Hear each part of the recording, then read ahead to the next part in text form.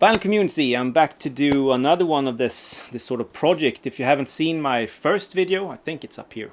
Check that out. I give you the entire background of how I acquired these records.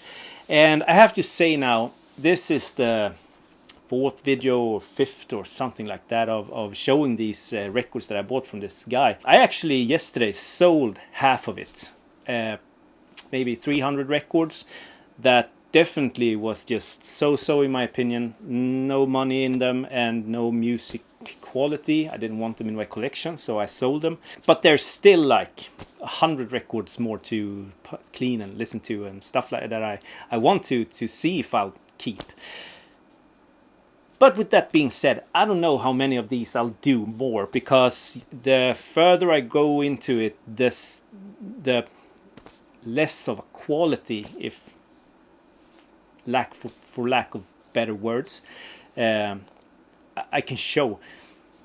There's maybe 5 or 10 records that is fantastic, but I'm thinking of showing them in a recent Vinyl Finds video just to boost up that a little bit. I don't know, this is just talking. Please comment if you have any comments about this, if you think that this is fun or a fun way to show these records, and you want me to keep doing that. Let me know, because yeah, I want people to enjoy what I'm showing, or else I can show something else, if you understand what I mean. But with that being said, let's show records. So here we go.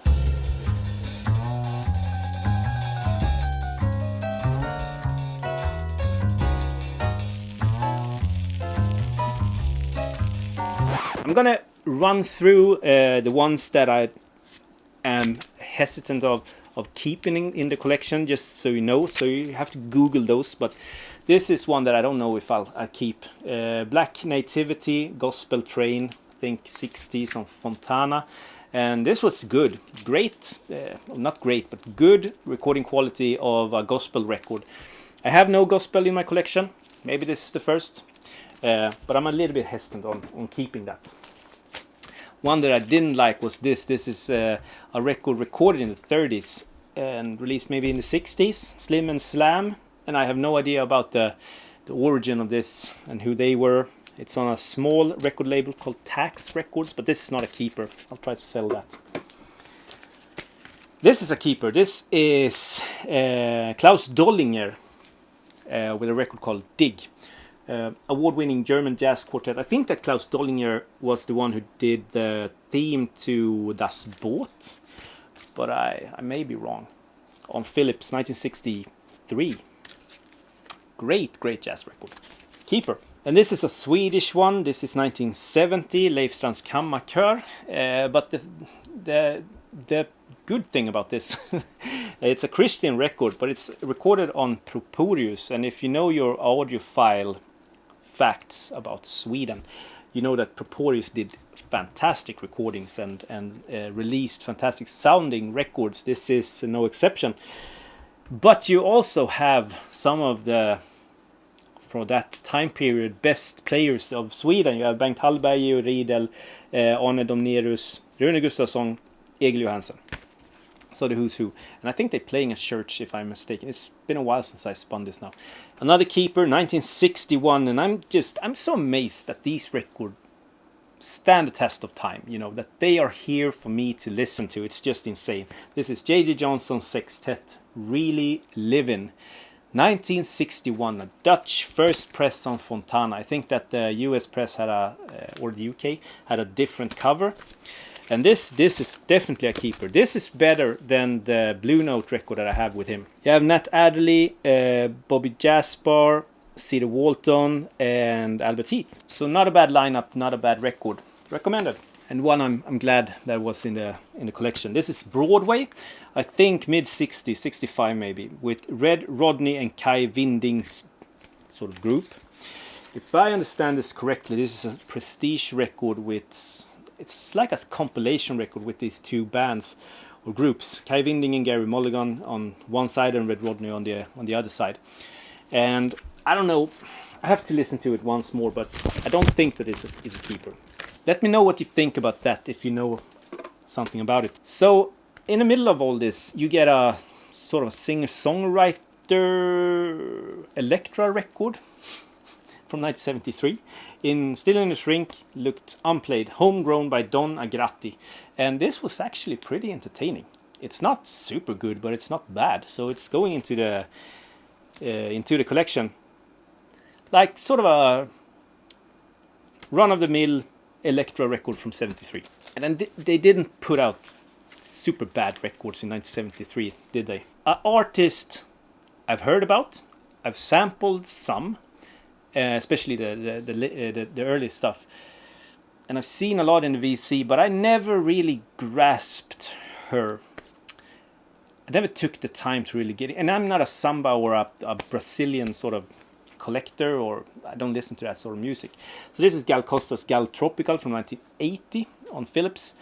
And I have to say, maybe this is the start of my Gal Costa collection. Right here. Here's the start, because this sounded good and it was highly entertaining. I mean, I almost stood up and took a dance step.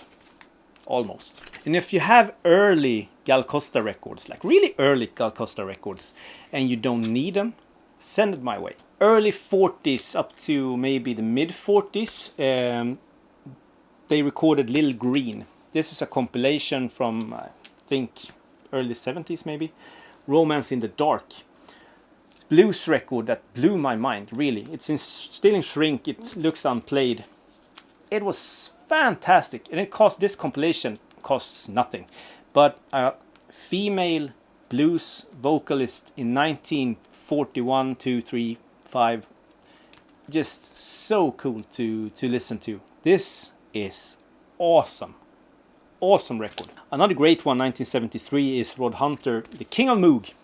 The King of Moog. Soul Makossa, but he also plays Popcorn and Apache. I'm spitting all over my records. Yeah, soulful jazz Moog record. Funky. This is definitely not going into the collection. I didn't like this at all. This is Baby Cortez in Orbit, 1966 on Roulette.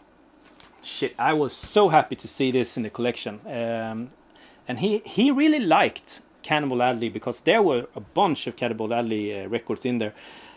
Some that I haven't played yet, so another video maybe. The Cannibal Adderley Sextet in New York, featuring Nat Adderley and Yusef Lateef, recorded live at the Village Vanguard. Great live take.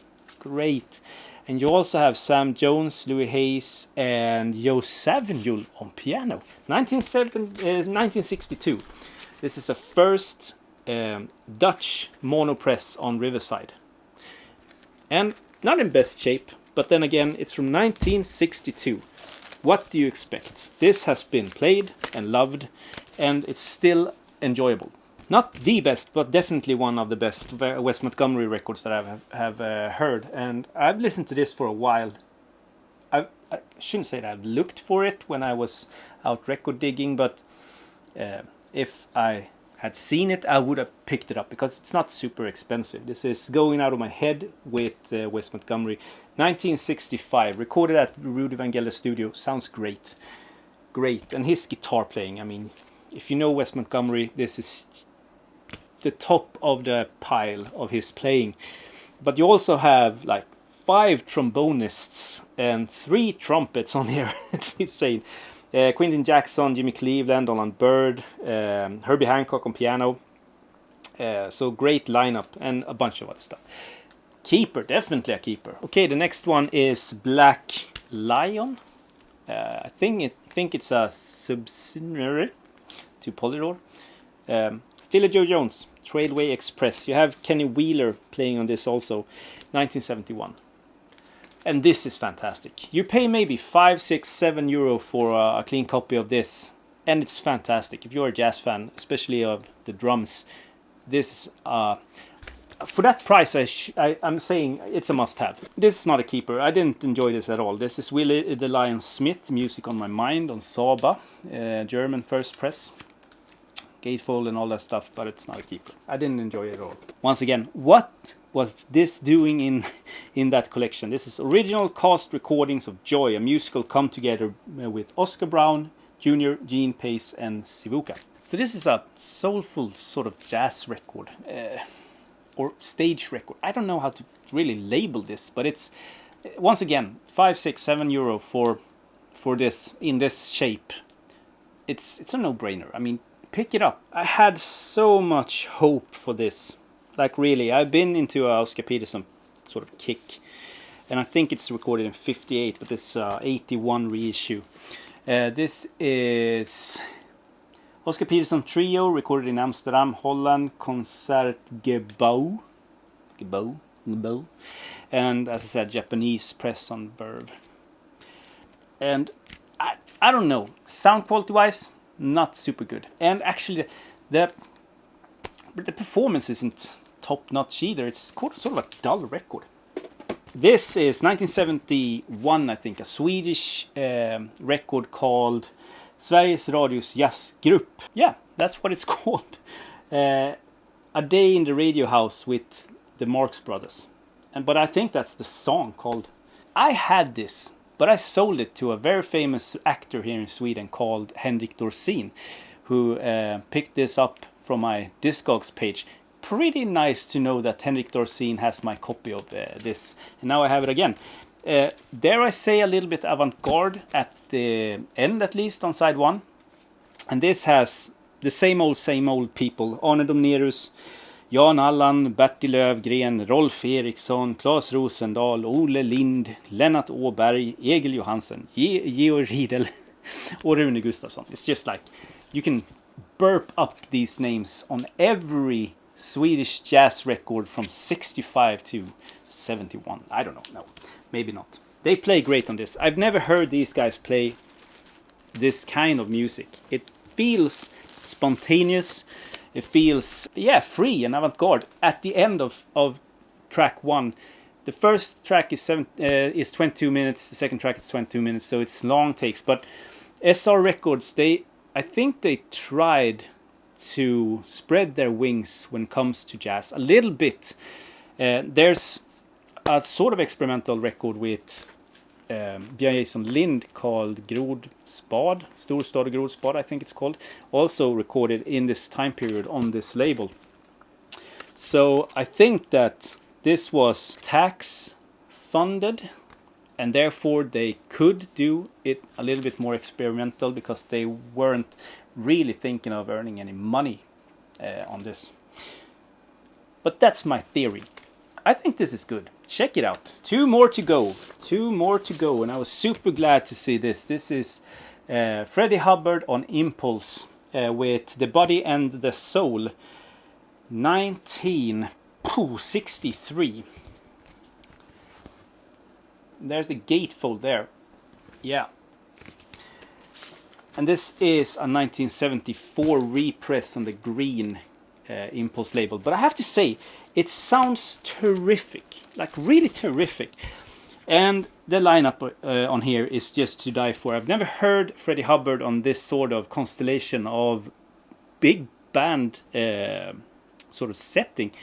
Wayne Shorter, Cedar Walton, Joe Jones, Reggie Workman, Eric Dolphy, Curtis Fuller, and a bunch of other sort of orchestral musicians. Yeah, so The Body and the Soul, Freddie Hubbard. Highly recommended. Like shit.